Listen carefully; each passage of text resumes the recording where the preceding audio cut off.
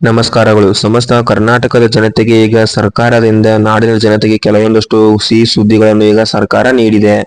ಅದು ಏನಂದ್ರೆ ಗೃಹಲಕ್ಷ್ಮಿ ಯೋಜನೆ ಹಣ ಈಗಾಗಲೇ ಜಮಾ ಆಗ್ತಾ ಇದ್ದು, ಹಾಗೆ ರೇಷನ್ ಕಾರ್ಡ್ ಹೊಂದಿರುವವರಿಗೂ ಕೂಡ ಈಗ ಮತ್ತೊಂದು ಸಿಹಿ ಸುದ್ದಿಯೊಂದನ್ನು ಈಗ ನೀಡಿದೆ. ಅದೇ ರೀತಿಯಾಗಿ ಇನ್ನು ಮುಂದೆ ಉಚಿತ ಬಸ್ ಪ್ರಯಾಣದಲ್ಲೂ ಕೂಡ ಹೊಸ ನಿಯಮಗಳನ್ನು ಈಗ ಜಾರಿಗೆ ಮಾಡಲು ಸರ್ಕಾರ ತೀರ್ಮಾನವನ್ನು ತೆಗೆದುಕೊಂಡಿದೆ. ಈಗ ಈ ಒಂದು ಗುಡ್ ನ್ಯೂಸ್ ಗಳ ಬಗ್ಗೆ ನೀವು ಸಂಪೂರ್ಣವಾದಂತಹ ಮಾಹಿತಿಗಳನ್ನು ತಿಳಿದುಕೊಳ್ಳಬೇಕಂದ್ರೆ ಈ ಒಂದು ವಿಡಿಯೋವನ್ನ ಕೊನೆಯವರೆಗೂ ನೋಡಿಕೊಳ್ಳಿ. ಹಾಗೆ ನಮ್ಮ ಚಾನಲ್ಗೆ ಸಬ್ಸ್ಕ್ರೈಬ್ ಮಾಡಿ. ಹಾಗೆ ಈ ವಿಡಿಯೋ ಇಷ್ಟವಾದ್ರೆ ಈ ಒಂದು ವಿಡಿಯೋಗೆ ತಪ್ಪದೇ ಲೈಕ್ ಮಾಡಿ. ಹಾಗೆ ಸ್ನೇಹಿತರೆ, ಅನ್ನಭಾಗ್ಯ ಮತ್ತು ರೇಷನ್ ಕಾರ್ಡ್ ಹೊಂದಿದಂತಹ ಪ್ರತಿಯೊಬ್ಬರಿಗೂ ಕೂಡ ಈಗ ಭರ್ಜರಿ ಗುಡ್ ನ್ಯೂಸ್ ಎಂದು ಹೇಳಬಹುದು. ಆ ಗುಡ್ ನ್ಯೂಸ್ ಏನು ಅಂದ್ರೆ ಸ್ನೇಹಿತರೆ, ಇನ್ನು ಮುಂದೆ ನೀವು ರೇಷನ್ ಅನ್ನು ತರುವಂತಹ ಸಂದರ್ಭದಲ್ಲಿ ನಿಮಗೆ ಇನ್ನು ಮುಂದೆ 5 ಕೆಜಿ ಅಕ್ಕಿಯ ಜೊತೆಗೆ ಇಂದಿರಾ ಕಿಟ್ ಅನ್ನು ಈಗ ನೀಡಲಾಗುತ್ತದೆ ಎಂದು ಈಗ ಸರ್ಕಾರದಿಂದ ಸ್ಪಷ್ಟ ಮಾಹಿತಿಯನ್ನು ನೀಡ್ತಾ ಇದ್ದಾರೆ. ಹಾಗೆ ಈಗಾಗಲೇ ಎಲ್ಲಾ ರೀತಿಯ ಈ ಒಂದು ಕಿಟ್ ಗಳ ವಿತರಣೆಯನ್ನು ಮಾಡಲು ಎಲ್ಲಾ ಹಂತಗಳು ಕೂಡ ಈಗ ಮುಗಿದಿದ್ದು, ಇನ್ನು ಕೆಲವೇ ದಿನಗಳಲ್ಲಿ ಈಗ ಬಿಪಿಎಲ್ ಮತ್ತು ಎಪಿಎಲ್ ರೇಷನ್ ಕಾರ್ಡ್ ದಾರರಿಗೆ ಇನ್ನು ಮುಂದೆ 5 ಕೆಜಿ ಅಕ್ಕಿಯ ಜೊತೆಗೆ ಇಂದಿರಾ ಕಿಟ್ ಅನ್ನು ಈಗ ನೀಡಲಾಗುತ್ತದೆ ಎಂದು ಸಚಿವರು ಸ್ಪಷ್ಟವಾದಂತಹ ಮಾಹಿತಿಗಳನ್ನು ಈಗ ಹಂಚಿಕೊಂಡಿದ್ದಾರೆ.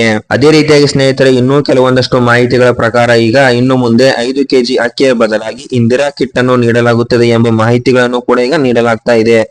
ಈಗ ಸ್ನೇಹಿತರೆ, ಇನ್ನು ಮುಂದೆ ಅಕ್ಕಿಯ ಬದಲಾಗಿ ಈ ಒಂದು ಇಂದಿರಾ ಕಿಟ್ ಅನ್ನು ವಿತರಣೆ ಮಾಡಲಾಗುತ್ತಾ ಇದೆ. ಆದರೆ ಸ್ನೇಹಿತರೆ, ಇದು ಕೇವಲ ರಾಜ್ಯ ಸರ್ಕಾರದ ಅಕ್ಕಿಯ ಬದಲಾಗಿ ಇಂದಿರಾ ಕಿಟ್ ಅನ್ನು ನೀಡಲಾಗುತ್ತಾ ಇದೆ.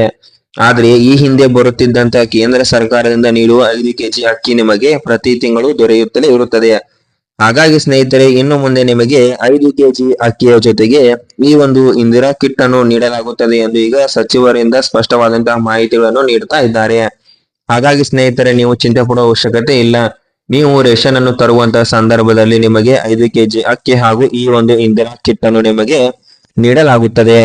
ಅದೇ ರೀತಿಯಾಗಿ ಸ್ನೇಹಿತರೆ, ಈ ಒಂದು ಗೃಹಲಕ್ಷ್ಮಿ ಯೋಜನೆ ಮಹಿಳೆಯರಿಗೂ ಕೂಡ ಈಗ ಸರ್ಕಾರವು ಸಿಹಿ ಸುದ್ದಿಯೊಂದನ್ನು ನೀಡಿದೆ ಎಂದು ಹೇಳಬಹುದು.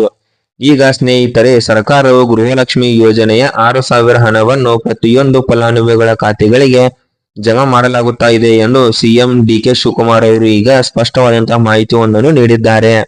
ಅದೇ ರೀತಿಯಾಗಿ ಈಗಾಗಲೇ ಸ್ನೇಹಿತರೆ, ಈ ಒಂದು ಯೋಜನೆಯಡಿಯಲ್ಲಿ ಅರ್ಜಿಯನ್ನು ಸಲ್ಲಿಕೆ ಮಾಡಿದಂತಹ ಫಲಾನುಭವಿಗಳಿಗೆ ಸುಮಾರು 4 ರಿಂದ 6 ಲಕ್ಷ ಮಹಿಳೆಯರ ಗೃಹಲಕ್ಷ್ಮಿ ಹಣವನ್ನು ಸರ್ಕಾರ ಈಗ ಕ್ಯಾನ್ಸಲ್ ಮಾಡಿದೆ. ಹಾಗಾಗಿ ಸ್ನೇಹಿತರೆ, ಈಗ ನೀವು ಕೂಡ ಇನ್ನು ಮುಂದೆ ಗೃಹಲಕ್ಷ್ಮಿ ಯೋಜನೆ ಹಣವನ್ನು ಪಡೆದುಕೊಳ್ಳಬೇಕು ಅಂದ್ರೆ ನೀವು ಕೂಡ ಕಡ್ಡಾಯವಾಗಿ ಈಗ ಈ ಒಂದು ಗೃಹಲಕ್ಷ್ಮಿ ಯೋಜನೆಗೆ ಮರು ಅರ್ಜಿಯನ್ನು ಸಲ್ಲಿಕೆ ಮಾಡಲೇಬೇಕು.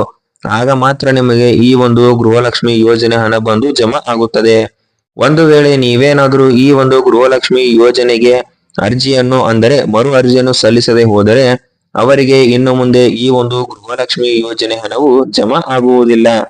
ಹಾಗೆ ಸ್ನೇಹಿತರೆ, ಇಂದು ಶನಿವಾರ ಸಂಜೆ 4 ಗಂಟೆಗೆ ಈ ಒಂದು ಜಿಲ್ಲೆಯ ಮಹಿಳೆಯರ ಖಾತೆಗೆ ಗೃಹಲಕ್ಷ್ಮಿ ಹಣವನ್ನ ಈಗ ಸರ್ಕಾರ ಜಮಾ ಮಾಡ್ತಾ ಇದೆ.